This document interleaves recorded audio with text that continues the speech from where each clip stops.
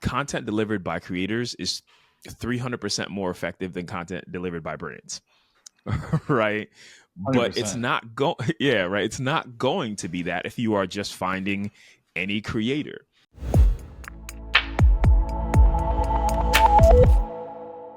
Welcome back to another episode of the Revenue Reimagined podcast. We have Kwame Appiah with us, who is a name that you may probably be familiar with from season 4 of Love is Blind. My wife is in the other room. She's incredibly jealous that we're talking. But Kwame's a legend in his own right in the BDR world. He led BDR teams at ZoomInfo, Builder.io, Common Room, and now leads influencer engagement at Later. Before stepping into that role, he spent a year as a full-time content creator, gained experience monetizing his social media, and now he's working to help bridge the gap between content creators and the brands that they hope to partner with. Kwame, thanks for joining the show, man. Thank you so much for having me, Adam and Dale. Yeah. We let him do the introduction because he's like the radio dude. He's got the radio voice. He does. It's a really good radio voice. The smooth operator. I do the introductions. I get the guests. Dale just shows up and records, man. That's right. He's got the easy part of this gig. It's a gig. It's a gig. You know what they say about radio voices. Okay, cool. So Kwame, tell us a little bit, like, as you're going, you've been going through a lot of different transitions, but why did you want to start doing influencer marketing, influencer brand? Like, tell us a little bit about that whole origin on like what made that click and be like, this is the way we have to like really get attention in our companies and our processes, et cetera. Yeah, I mean, I would say it was all serendipitous the way it came together. You know, I've spent a vast majority of my tenure in tech in the business development space, right? So it's just that in your face, I'm going to just dial and smile, get to your phone, call your cell, sometimes even call your mom's phone if I really need to get to you. So my entire career has been super direct. And I will say it's something that it took a while to really settle with me, right? Because I'm not the most overly invasive person. I like to think of myself as like the kind of just like laid back guy. And so it took a while to get there. I know like in the beginning of my journey, I struggled as an SDR, but once I got to the point of getting to I'm here to help you. And once I understood that, it made a lot more sense to me. But yeah, I mean, ultimately, as I was going through that journey, I started to try to think about the ways that I could really best approach and understand and engage with customers. And as that journey went on, we saw the transformation of like the creator market, and the creator economy. And it just kind of made sense because I became a creator. I was in it. I was doing it. I was talking to organizations and companies and brands. And I was doing some of them, obviously the campaigns and the marketing for them. And so Scott Sutton, who's now the CEO of Later, reached out to me. We used to work together at ZoomInfo, and he said, "Hey, great good dude. Human." Yeah. So he said, "Hey, I've got a kind of a cool idea about what we're trying to do in this space. I think there's a lot of untapped potential in the connections that brands have with creators. And I want to make sure we help everybody align better in that sense, right? And so what can we do to put someone in that position to align everyone across the space? Someone who understands the like business development aspect of it and the grind and the tenacity aspect that goes into it, but also has been on purely the creator side of things. Right. And how do we marry those two together?" And so that's then what got formulated to create head of influencer engagement and experience at Later. So I love this for a ton of reasons, and there's so many places I want to go. Like I want to talk BDR, I want to talk creator, but I'm going to stick with creator for a second. There's so many brands out there now that I feel go to LinkedIn, just find someone who has, some stats, and they're like, "Oh, we're going to make you an influencer and go post about us." Or vice versa. You have some tool on LinkedIn who thinks they have cred, who posts of, at whatever company I want, like, "Let me be an influencer for you." My gut is that is not the way to do it, and it's broken. talk to us. How can brands, and how are you guys helping brands properly leverage the correct influencers to grow their brand versus let me go find someone on LinkedIn who has 50,000 followers? Yeah, that's a really, really good question.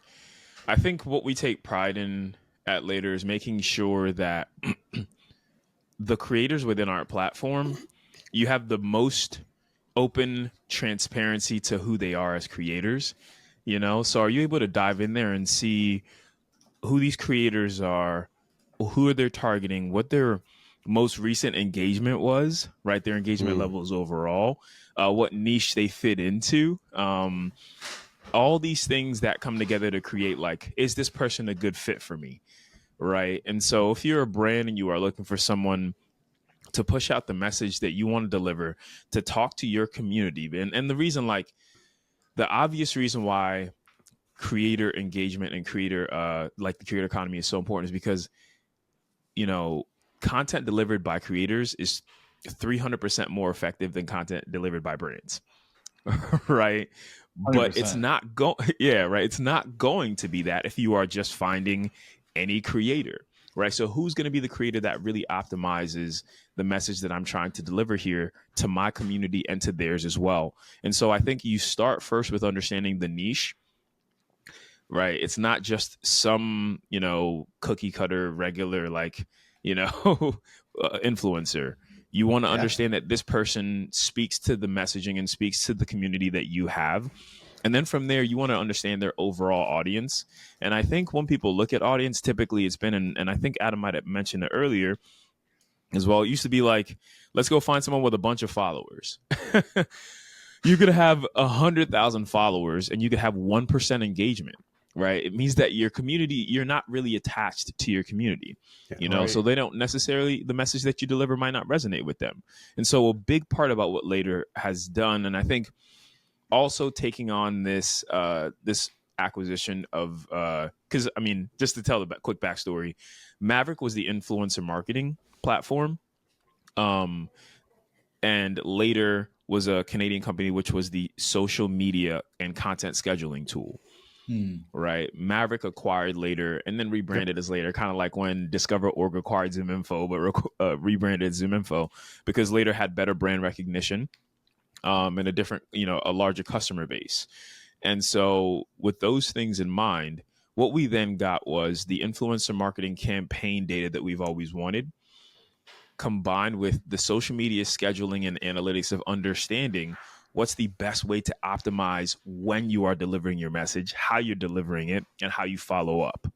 Right. So you marry those two things and you have this incredible like creator tool that allows organizations and brands to really understand from the beginning, who are we delivering it to?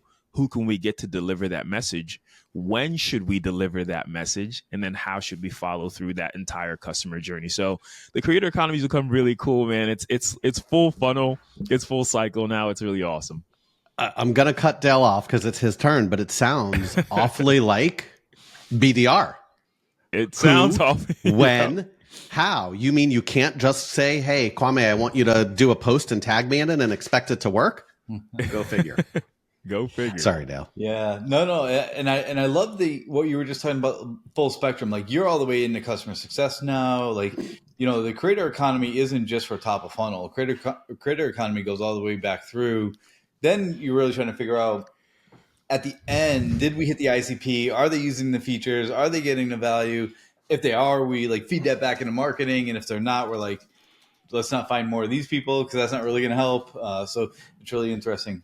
My question for you is, so you've done a lot of great like personal brand stuff, but there's people out there that like haven't really started. Like they're like, okay, we're just getting going.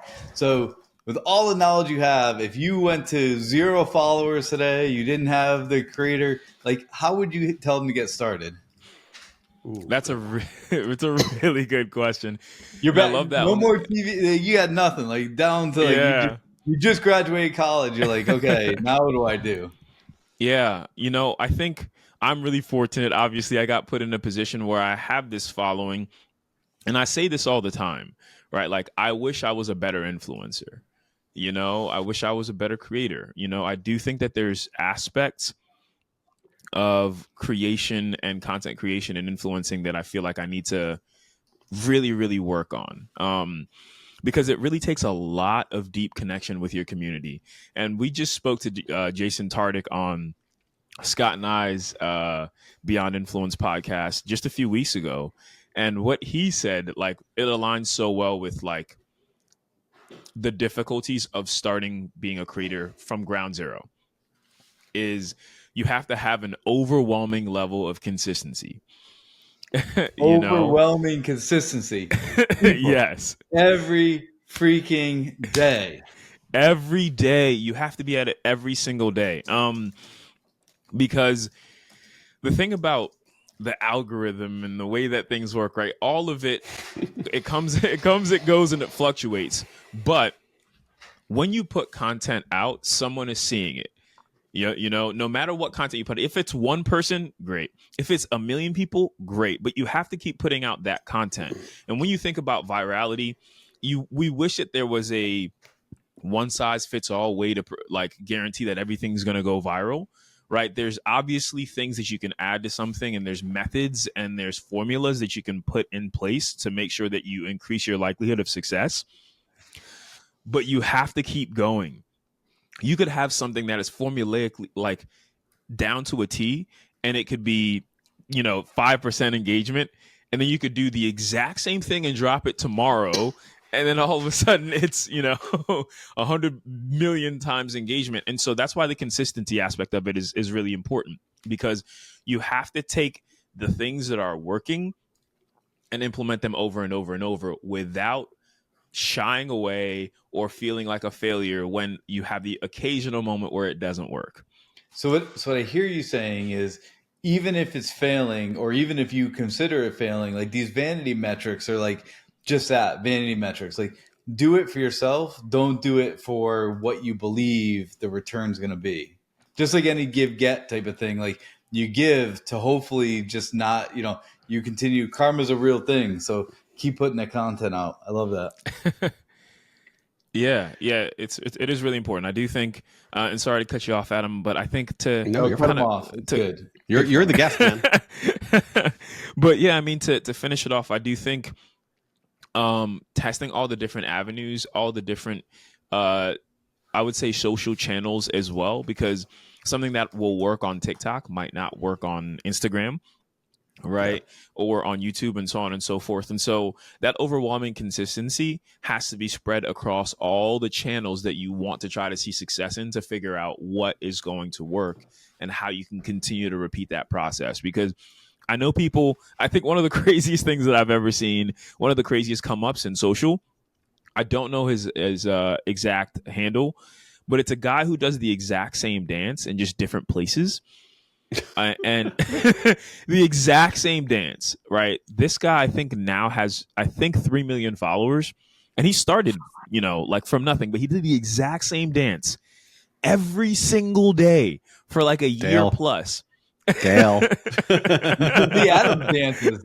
Look up Adam J on TikTok. You see him like doing the dirty bird.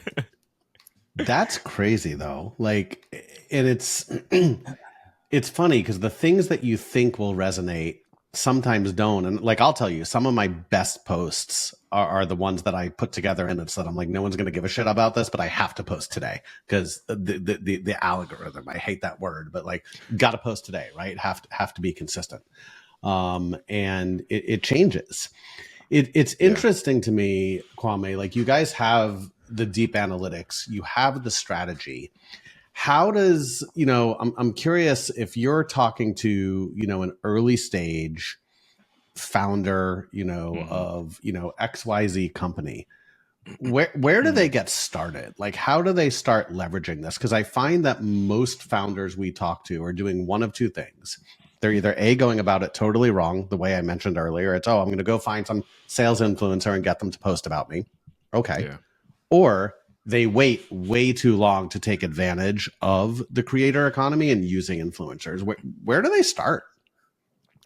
I think when it comes to early stage, and I think especially with the lack of funding, I think the initial way to approach it is through seeding, right, and through gifting. When it comes to that side of the creator economy, it's about finding people who are curious and interested in what you have and just want to be part of it and try it. And I can guarantee you there are so many creators out there who will just take the product as the payment, right? Like, as it's really funny. As we talk about this, I have this hydro jug that I'm drinking from. Right? Like, I did not get paid to say that, but they sent me this hydro jug just to send me this hydro jug, and I drink from it all the time. Anytime, almost, it's in so many of my stories now that yeah, and so when it comes to really, really like starting from grassroots, starting from the bottom, you want to find people who are interested in the product. If they're interested in the product and they just want to use it, what you're doing there is you are building a connection of people and a community of people and a community of influencers who want to influence and spread. Sorry, I need to drink some more of this water, but you're building trust. Yeah, you're building trust, and you're building trust. And the currency that you are sharing is the product in itself. So it almost becomes reinforced that like the use of this is what we're getting out of it. So people start to use it. They start to spread the news. They start to talk about it. And so I would say the best way to be effective early on in influencer marketing is just to build a foundation of trust with some creators who are interested in just your product or your solution or what you have. And then take it from there. And it's also a plus. I think it's been a really big plus that I think a lot of organizations are noticing nowadays as well, is if you can find people who have an incredibly like qualified, background for the job, but also like to create content, you have hit a unicorn. Right. And you see companies like ZoomInfo has a bunch of salespeople who make like a day in the life of a ZoomInfo employee. They are basically just creating free content for Zoom. And I'm sure ZoomInfo is not paying them any extra for that. I'm just going to be honest. Right. Right? But they enable them. Right. So I think the other side of that is a lot of companies like even today will cut the employees off because they're like, personal brand, like it's not in our language. Like you need guardrails, but like let your reps like completely make their own personal brands, because it's only going to help you as an organization in the long run. People don't, like, that connection hasn't been made yet for a lot of people. People buy from people. That's why companies who invest in meaningful connections win. The best part? Gifting doesn't have to be expensive to drive results, just thoughtful. Sendoso's intelligent gifting platform is designed to boost personalized engagement throughout the entire sales process. Trust me, I led sales for a Sendoso competitor, and I could tell you no one does gifting better than Sendoso. If you're looking for a proven way to win and retain more customers, visit sendoso.com. Yeah, I agree with that 100%. The enabling and even the encouraging, because yeah, right. There's a small story. I forget. I think her name is Mary. She was on TikTok. She was a Chick-fil-A employee. She used to make Chick-fil-A TikToks and just like talk about how much she enjoyed the food or whatever. And Chick-fil-A actually reached out to her and said, "Hey, stop doing that." Right. She was giving, that is crazy, beyond crazy to me. And so they reached out to her. She stopped making Chick-fil-A TikToks. And you know what happened? We actually connected with her. Yeah, we actually connected with her at later, right? We connected with her at later, and we got her on with El Pollo Loco. She also did good West Coast brand, great chicken. Yes, right, and she also did a Shake Shack campaign as well. And so all these other brands are like, if you eat our food and people will listen to you talk about it, please, we will pay you to do more. And so I do think that is important. I'm glad you bring that up, Dale. Is like, yes, these creators who have been enabled and can really help your organization from the ground up if they are proud about the product and they're sharing it. Like, you have to allow those, you have to enable it, you have to encourage it and not shut it down. Enable it. I was at Oracle, and like this is, I don't know, 7, 8, 9 years ago, and social selling was kind of like this thing happening. but they didn't have. There was no infrastructure inside to help people like learn it, understand it, execute on it. Now we have this whole creator community. I have season tickets for the Bucks, and Mr. Beast came out, right? So they gave like Mr. Beast a contract for a day. He came out with his film crew. Like they did all this content, and like behind the scenes, what I heard was like the Bucks were the only team that would give him like a day contract. Like, and I'm like, why would more NFL teams not do that to get the exposure? The dude has like 400 million followers. It was insane. Yeah, I think that people are starting to realize that the connections are deeper with creators than they are with, I would say, standard celebrities. Right. Sure. Absolutely. Right. More relatable. More relatable.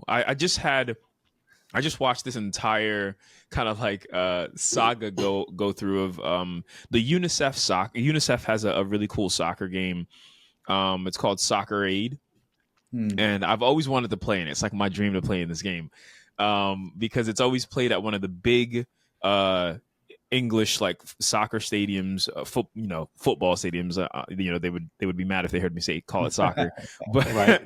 you used to play semi-pro, right?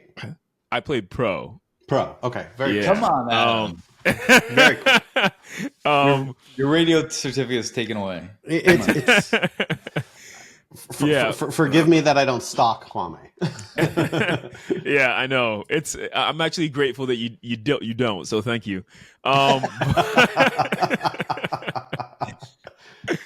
But it's this big game, and they usually get a bunch of retired professionals to play, people who have had just like these incredible careers, and they bring them on, and then they also get a bunch of influencers to play as well.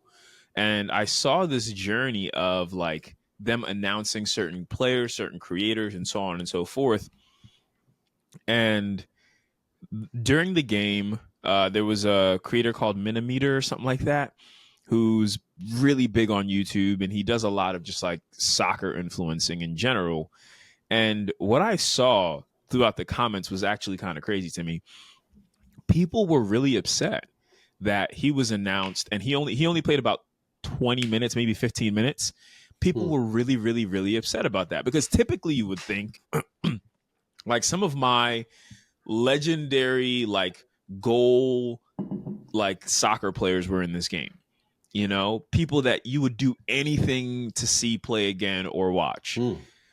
But the audience that was involved and interested in Soccer Aid was mainly there for this influencer, like 27-year-old influencer who had built a soccer community, because they were like, this is the guy we want to see play. We've been watching his journey. Yeah. Right. And so that just speaks so much to how much more relatable and relevant that creator, like the creator economy is, because people are seeing the journey of people. They're building trust with their community, and it like they want to see them succeed.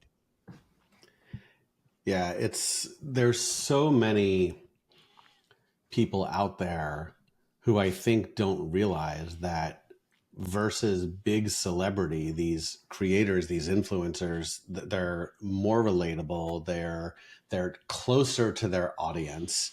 They can sell tickets, sell product, do whatever it is that you're talking about, much more than if you were to go get whoever the big A-name celebrity is today that, yeah, they're great for a Colgate commercial, but are they really going to like help drive tickets? Probably not. Mm-hmm. I love that.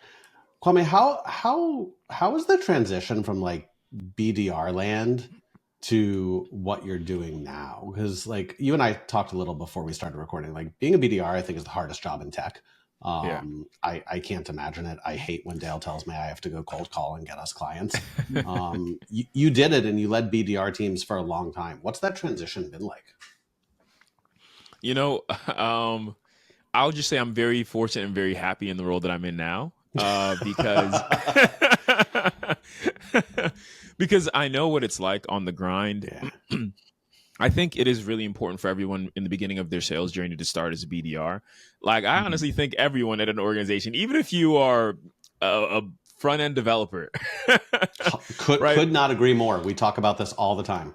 Yeah, I feel like everyone should know what it takes to really grow like an organization and help it build from the bottom up. And I don't think that SDRs get enough. Like, that's one thing that might just be a continuous like message that should always be spread, that we just don't think BDRs get enough credit. And so I was really fortunate.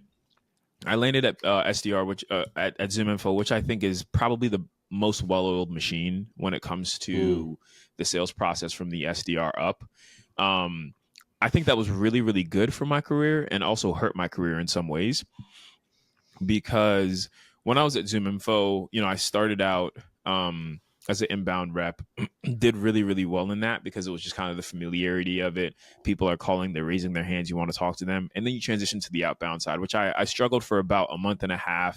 And then I realized what my successes would be, like what my strengths were. Like I said, I leaned into the being a nice guy thing. And so you led with the apology of like, hey, I'm really sorry for, calling at this time, like, how's your day going, how's the weather, blah blah blah. It almost built this really, really awesome a relationship before you even led into like the, can I borrow 30 seconds to tell you this, right? And so that was really important for me, building my foundation.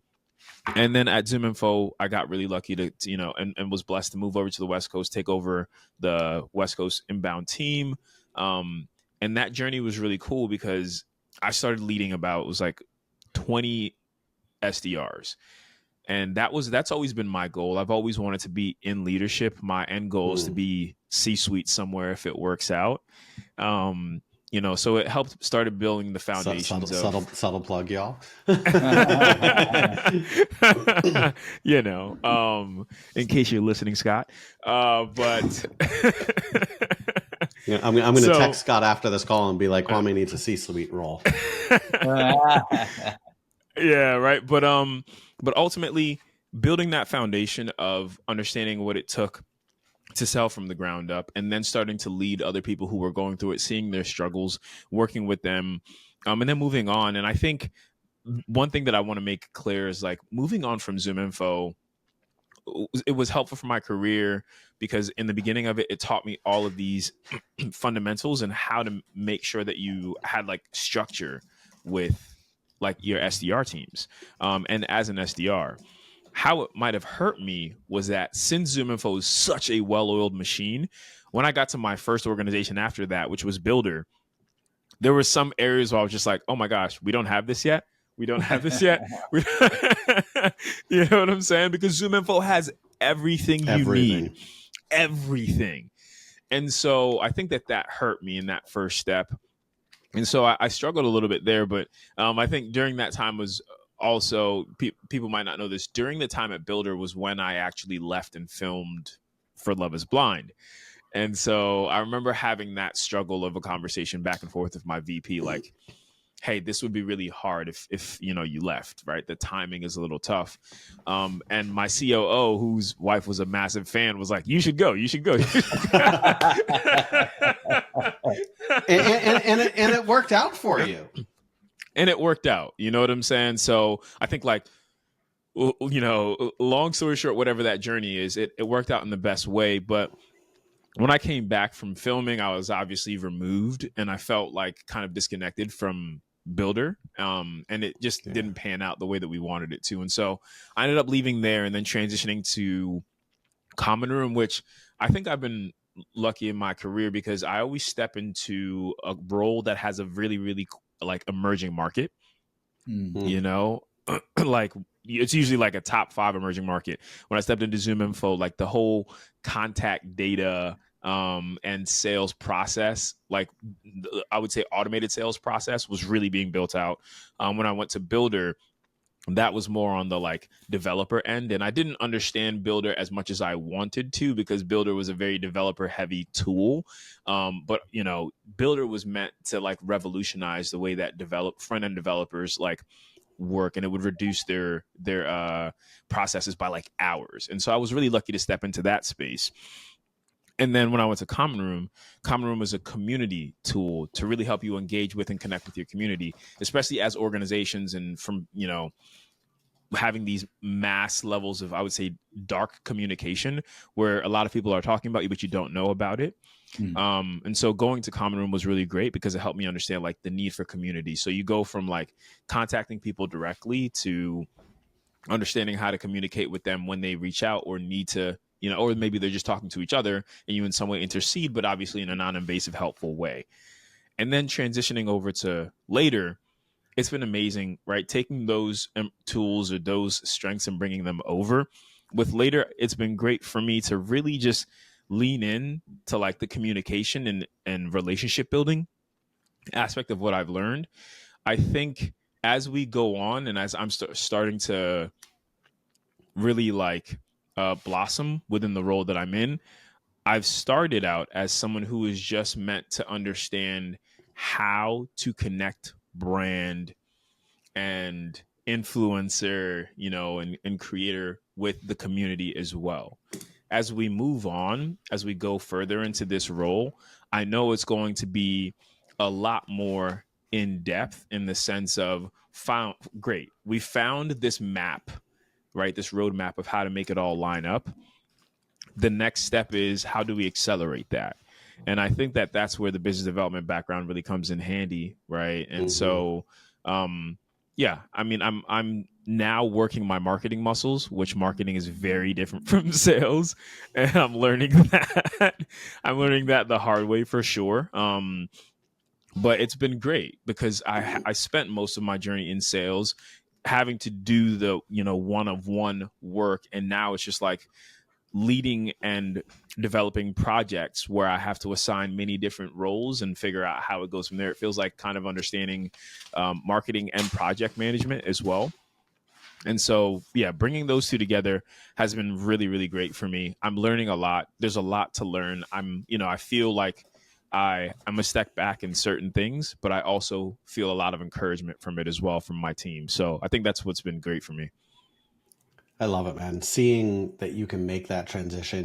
We talk to a lot of BDRs that are working with our startups as well. And it's like, oh, like, what am I going to do next? And where am I going to go? And one of the things Dale and I always say is, listen, like, I agree with you, Kwame. Everyone should start as a BDR because it gives you that different perspective, but take it and go wherever you want to go. You can go to sales, you can go to marketing, you could go to content creation, like use this as a foundation. Because if you could be successful here, fuck, man, you could be successful anywhere because this is the hardest part it is. All right, we are coming up on time. We would love to dive in, do a little bit of rapid fire before we wrap up. Okay. Here's the rules. No more than 10 words per answer. Okay. Pretty simple. Okay. All right. Early bird or night owl? Early bird. Awesome. Who besides you is your favorite creator? My wife. Oh, good answer. That was besides you and your wife, no family members. Okay. Jordan the Stallion. He's a food. He just does these selfie reviews of food. It's great. I love it. What's the one thing you do to unwind after a long day? Soccer. Nice. Does Chelsea play with you at all? No. No. All right. I wish. Yeah, I get that. What's the first app you check when you wake up in the morning, Mr. Creator? Instagram. IG. Nice. So is that your favorite creator platform as well? Yeah, I'd say so. It's where most of my audience is. It's where people interact with me. Yeah, for sure.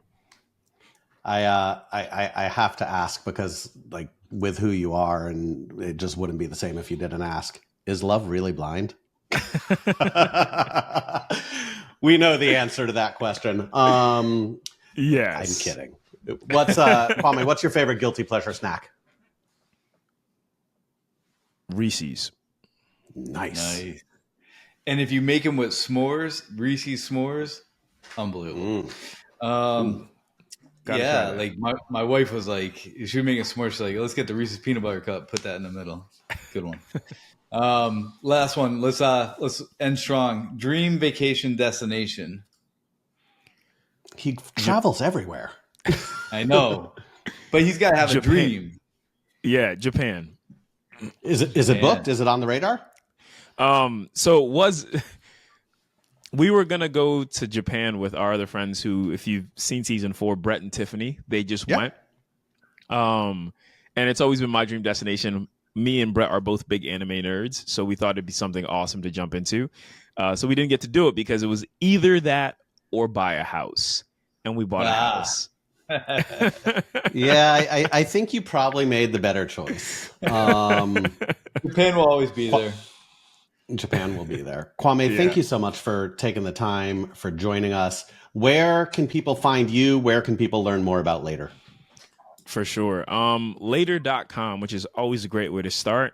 If you want to dive into Scott and I's new podcast, Beyond Influence, you can actually type in later.com/podcast or go to wherever you listen to your podcast and type in Beyond Influence. Apart from that, if you go online to Instagram, you can find me at AyoKwam, AYOKWAM.